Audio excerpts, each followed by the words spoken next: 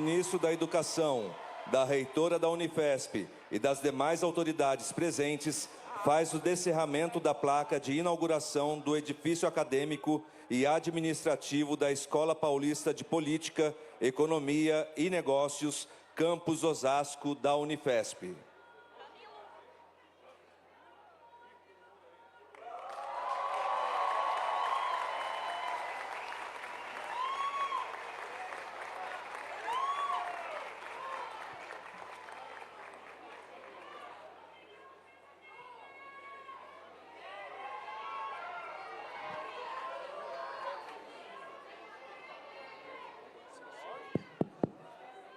Senhoras e senhores, com a palavra, o presidente da República, Luiz Inácio Lula da Silva.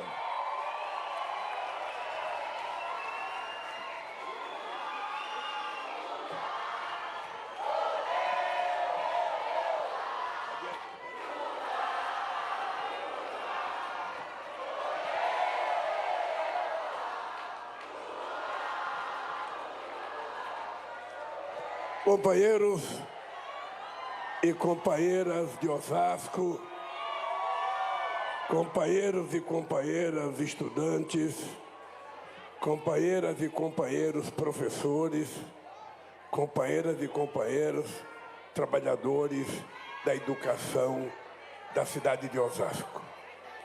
Hoje é daqueles dias que você se sente contemplado com um presente que durante muito tempo você sonhou, que de vez em quando parecia que não iria mais chegar e finalmente chegou o meu presente.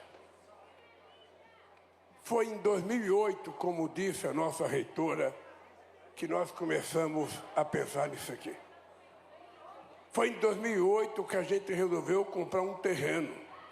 A gente não precisava ter comprado porque o terreno era da União, porque era das Forças Armadas.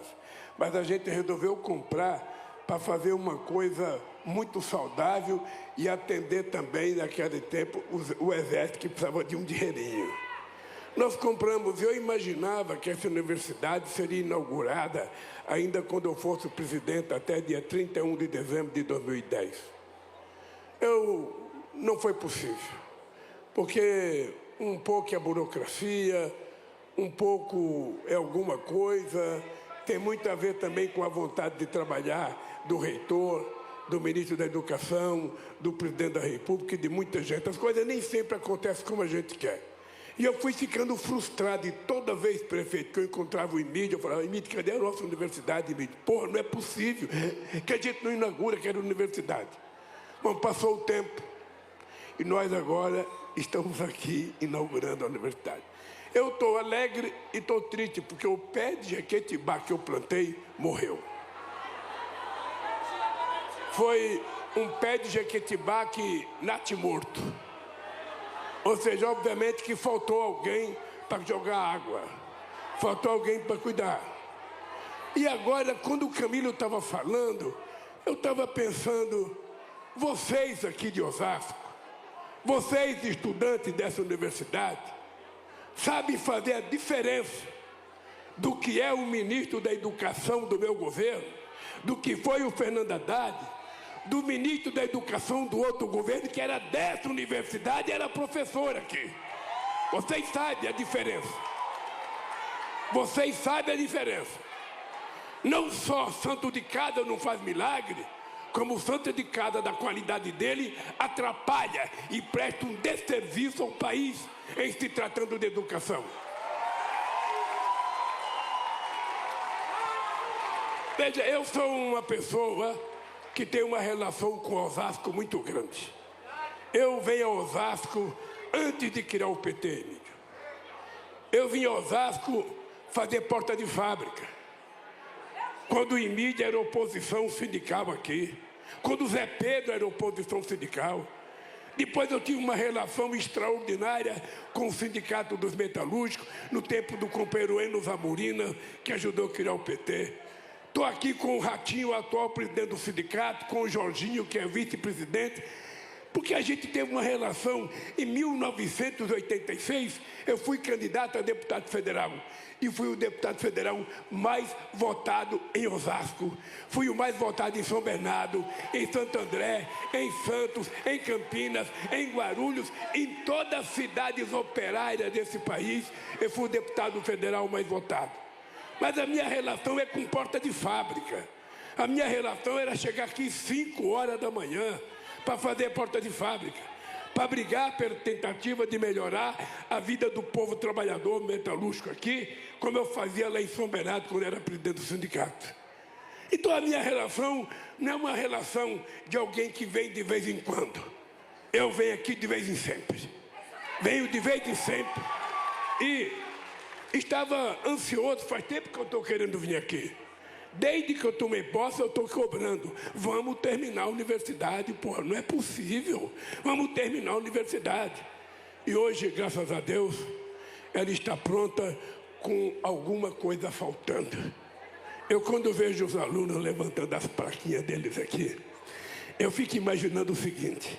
Em 1980, eu fiz uma greve de fome. Nós fomos presos por conta da greve de 41 dias. Em abril de 2017, 2007, não, 1990 e pouco, nós fomos presos. Aí nós ficamos, 1980, aí nós ficamos 31 dias, 6 dias de greve de fome. 6 dias. Eu aguentei 6 dias, cara, não podia, ratinho, nem chupar uma bala paulistinha. Eu tentei chupar uma escondida, o pessoal descobriu, tirou minha bala e deu descarga. Porque a gente estava em 13 pessoas numa cela. Em 13 companheiros numa cela. E 6 dias de greve de fome, eu vou te contar, não é fácil não. Você imagina a gente que fica 34 dias de greve de fome, 20 dias, são tudo heróis essa gente. Mas aí quando a gente resolveu parar a greve de fome, porque tinha um pedido de muita gente. Então, Antônio Vilela foi na cadeia pedir, Dom Paulo Evaristo Arno foi na cadeia pedir, Dom Cláudio Uno foi na cadeia pedir, os advogados do sindicato iam pedir, Ayrton Soares, companheiro Grijaldi ia pedir. Eu dizia, não para a greve de fome. Não para a greve de fome. Quando foi um dia, o Dom Cláudio Umes colocou em votação na Assembleia se a gente deveria ou não acabar com a greve de fome. E graças a Deus, os trabalhadores aprovaram acabar com a greve de fome. E eu então voltei a sonhar em comer. Agora o que aconteceu? Quando eu recebi a notícia que os trabalhadores estavam aprovando um pedido para que nós parássemos a greve de fome, o que aconteceu? Nós ficamos pensando em comer. E aí eu vou contar para vocês um sonho. Eu sonhava acordado, imaginando aqueles frangos que são assados na frente da padaria, sabe, que o cachorrinho fica olhando o tempo inteiro, aquele frango rodando lá. E eu imaginava um frango daquele todinho na minha mão, e eu comer, pegado na coxa, na asa, no pescoço. E é isso que eu queria. Quando o Tuma, que era o delegado responsável pela nossa prisão, entrou na cela para nos comunicar, nós logo pedimos comida. E aí um pediu macarrão, outro pediu feijão com arroz, eu queria um frango. Aí o Tuma fez o pedido das coisas que a gente queria. Meia hora depois, veio uma ordem médica. Vocês têm que voltar a comer de pouquinho, vocês não podem comer tudo que vocês querem. E mandou para a gente um copo de suco de laranja. Foi o que nós comemos. Por que eu estou contando essa história? Porque a gente costuma no governo, quando o movimento social faz uma reivindicação, eu vou dar um exemplo, a Marcha das Margaridas, que é uma marcha que envolve 100 mil mulheres, 80 mil, reivindicando coisa para as mulheres do campo. Quando a gente recebe a pauta, a gente distribui em todos os ministérios, dá um prazo para os ministros estudar o que é que vão atender, o que não vão atender, depois a gente recolhe, chama o movimento para discutir. Então é o seguinte, às vezes, os caras reivindicam 100 coisas, nós atendemos 99. E aí quando a gente vai no ato público para anunciar, ao invés do companheiro dirigente sindical, Ratinho, começar o discurso agradecendo as 99, ele vai reclamar de uma que não foi atendida. É inacreditável. É inacreditável. É lógico que vocês têm o direito de fazer reivindicação, porque se vocês não fizerem, a coisa não melhora. E todo dia tem que cobrar. O governo só funciona assim, as pessoas cobrando do prefeito, cobrando do governador, cobrando do presidente da República. Mas é importante lembrar que isso aqui ficou parado muitos anos por falta de responsabilidade de governantes, por falta de responsabilidade de ministro da Educação, por falta de vontade. Porque nesse país é importante você ter em conta. Por que a USP foi criada em 1932? O Haddad é professor da USP. Aqui deve ter outros professores da USP. O que aconteceu com a USP? Por que aqui não tinha Universidade Federal, reitora? Por que aqui não tinha?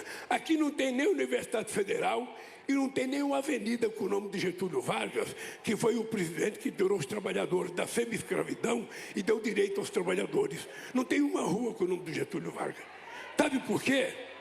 Porque quando o São Paulo perdeu o que eles chamam de Revolução de 32, perdeu para o governo federal, São Paulo resolveu tomar uma decisão. A elite paulista decidiu o seguinte: nós perdemos a política, mas nós vamos continuar mandando no Brasil, porque nós vamos investir na inteligência e criar a USP, que é a mais importante universidade do Brasil, e a USP formou grande parte da inteligência brasileira que governou esse país até agora. E qual era a minha obsessão? Eu sou de São Bernardo, morei lá há muito tempo, fui presidente do sindicato, frequentava Santander, Osasco, Guarulhos, Sorocaba. Eu ficava pensando, nenhuma cidade tem nenhuma faculdade federal, não é possível. Não é possível. E resolvi fazer. E fizemos São Bernardo, Santo André, Guarulhos, Osasco. Agora estão fazendo Instituto de Mauá, Diadema, Santos. E vamos fazer quantas for necessárias, porque nós queremos nos transformar num país exportador de inteligência, exportador de commodities. Isso sim tem valor agregado nas coisas que a gente quer fazer. E obviamente que nós sabemos que tem que continuar a construção. Nós temos que pensar na moradia, temos que pensar na bolsa, temos que pensar na comida, temos que pensar no restaurante. Tudo isso está pensado. Tudo isso está pensado. Mas é importante lembrar que a galinha bota um ovo de cada vez. Ela não bota muitos ovos de uma única vez. O que é importante é que pela primeira vez vocês têm na presidência da República desse país o único presidente da República que não tem diploma universitário, e é o presidente que mais fez universidade na história desse país, é o que mais fez ensino técnico nesse país. Vocês sabem o que isso representa. E por que eu tenho uma obsessão pela educação? É porque eu não tenho um curso universitário. Como eu não pude fazer um curso universitário, eu carrego dentro de mim uma obsessão de que o filho do povo trabalhador tem que ter o mesmo direito de todo e qualquer cidadão de estudar na universidade.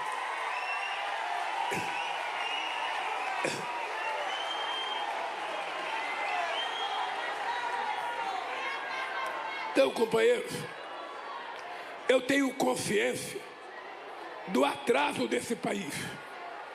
Eu acho extraordinário. Eu acho extraordinário a gente compreender o que aconteceu nesse país. Esse país nunca acreditou na educação do seu povo. Por isso é que o Brasil é o último país da América do Sul a ter uma universidade federal. O único país da América do Sul.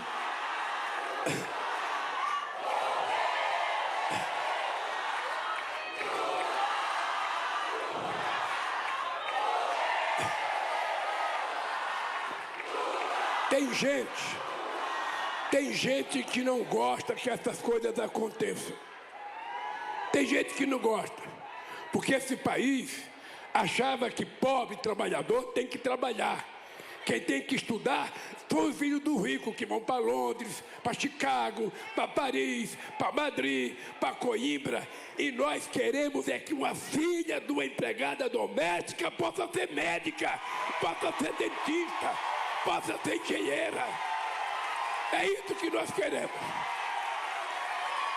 Nós não queremos uma sociedade dividida pelo berço que a pessoa nasceu. O papel do Estado é garantir a todos, independentemente da religião, independente da raça, independente do time de futebol, independente da condição financeira, nós queremos garantir a todos a mesma oportunidade.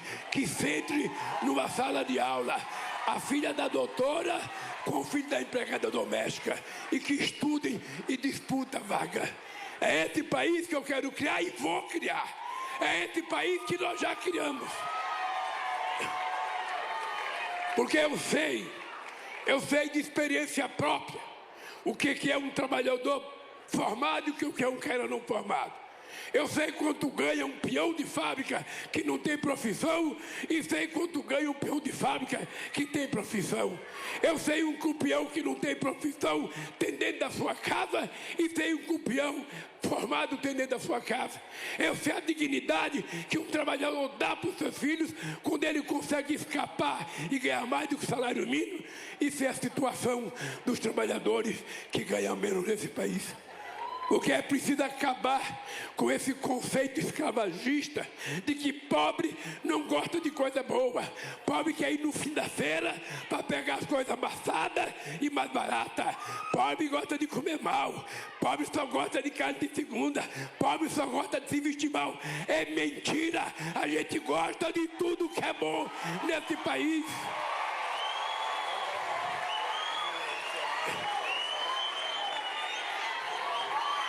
Então esse país tem que mudar se a gente quiser ser um país, sabe, respeitado no mundo. A gente pode construir esse país. Imagina vocês, nesse país, toda vez que se tenta fazer política social, aparece alguém dizendo, gasta demais. E eu fico perguntando, quanto custou a esse país não ter feito reforma agrária na década de 50? Quanto custou a esse país não ter feito universidade há 300 anos atrás? Por que o Peru conseguiu fazer em 1554 e o Brasil só em 1920? E a Universidade do Brasil, que foi criada juntando várias faculdades, não era para atender o povo, era para dar um título de doutor honoris causa ao rei da Bélgica que vinha visitar o Brasil. Tem gente da elite brasileira que não gosta que eu falo isso.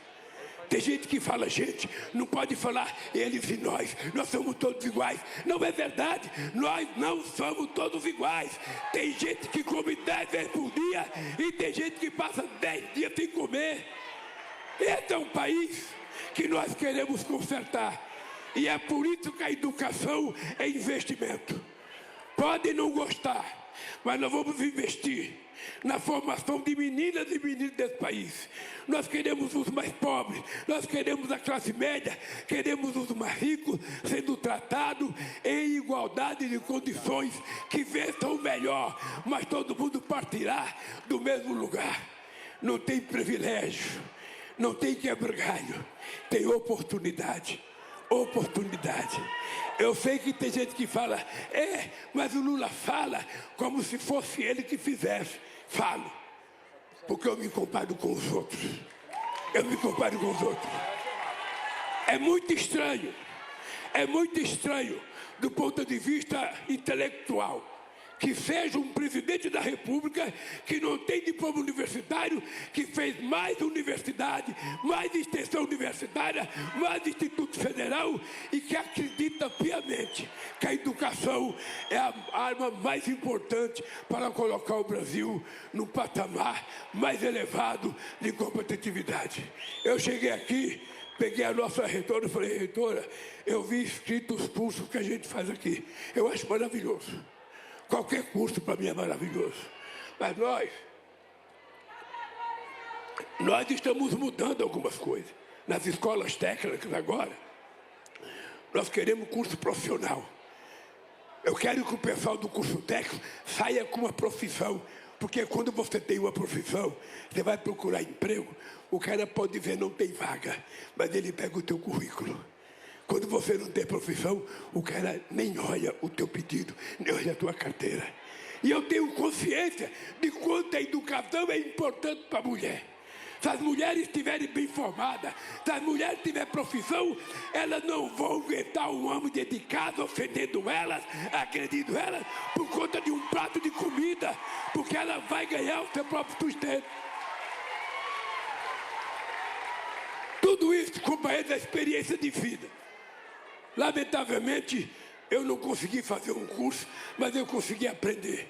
E muitas das coisas que eu sei é aprender junto com o povo, 4h30 da manhã na porta de fábrica, 1h30 da manhã na porta de fábrica, aprender com as enchentes, porque tive 5 enchentes na minha vida de 1 metro de água dentro de casa, levantar 10 horas da noite, disputando espaço na sala com rato, com barata, com fezes.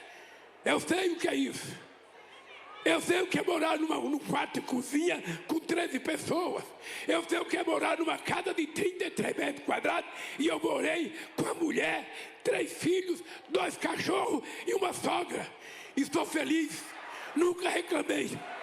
Portanto, eu estou aqui para dizer para vocês, essa universidade vai ser motivo de orgulho, não para Osasco prefeito, não para Osasco mídio. Essa universidade vai ser motivo de orgulho para o Brasil. E, sobretudo, para o pai e a mãe de vocês. Vocês não sabem, mas eu sei o que o pai de vocês quer para vocês. Não pense que o pai de vocês pensa em deixar a herança para vocês. A herança que eles querem deixar é educação. Quando vocês estiverem numa sala de aula, levem em conta isso. O que esse povo, o que o pai e a mãe quer é que o filho seja bem formado, que a filha tenha uma profissão. Porque quando o marido chega dentro de casa querendo encher o saco, cadê a comida? Fala, vai gritar com outra, comigo não. Eu aqui, eu cuido do meu nariz. Então, companheiros, eu vou terminar. E quero ser convidado aqui, reitora, para plantar o meu pé de Jequitibá. Magnífica reitora não escapa. Vai ter que me contar, eu venho para São Paulo um dia, só para plantar meu pé de Jequitibá. E vou sortear um aluno para irrigar ele. Porque também se plantar e ninguém cuidar, não dá certo. Por fim, companheiros, eu queria dizer para vocês o seguinte. Eu já governei esse país por 8 anos. Eu tenho consciência que foi um dos melhores momentos do Brasil. Vocês se lembram quando houve a crise de 2008? A famosa crise do subprime americano? Vocês se lembram que eu disse, a crise no Brasil vai ser uma marolinha. Muita gente zombou. E o que aconteceu? O Brasil foi o último país a entrar na crise e o primeiro a sair. E quando eu deixei a presidência, eu vou dar só um número para vocês. Quando eu deixei a presidência, a indústria automobilística brasileira produzia 3.800.000 carros.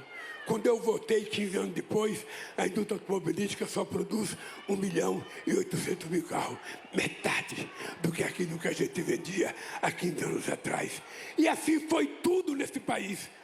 Tudo. Então muita gente fala, pô, esse Lula, ao invés de estar enchendo o saco, falando com esse povo, ele poderia estar junto com nós, jogando golfe, treinando golfe. Poderia estar junto com nós, num barco, tomando vodka em alto mar. Ele fica incomodado que eu vim aqui. É só você ver os comentaristas políticos, ele fica incomodado. O Lula fala demais. Ah, que bom que eu falo demais, porque houve um tempo que eu não falava. Quando eu resolvi criar um partido político, Camilo, o nosso lema era o seguinte, eu quero criar um partido político para dar vez e voz aos trabalhadores brasileiros que nunca tiveram nem vez e nem voz. E estou aqui. E não adianta tentar criar caso comigo. Não adianta falar de responsabilidade fiscal, porque se tem uma coisa que eu aprendi com a dona Lindu, foi responsabilidade fiscal.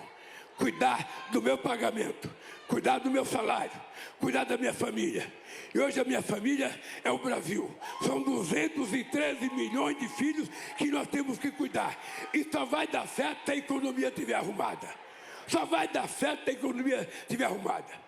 Se a gente fizer como aquela pessoa que joga dinheiro fora por causa do cartão de crédito, a economia vai quebrar. E no meu governo não vai quebrar, porque nós temos responsabilidade de cuidar desse país. No final, companheiros, eu quero terminar dizendo para vocês o seguinte: as pessoas que não gostam de mim, as pessoas que acham que esse Lula está demais, esse dia eu estou vendo vários artigos, de colunistas dizendo que eu estou cansado. O Lula está cansado por causa do Biden nos Estados Unidos.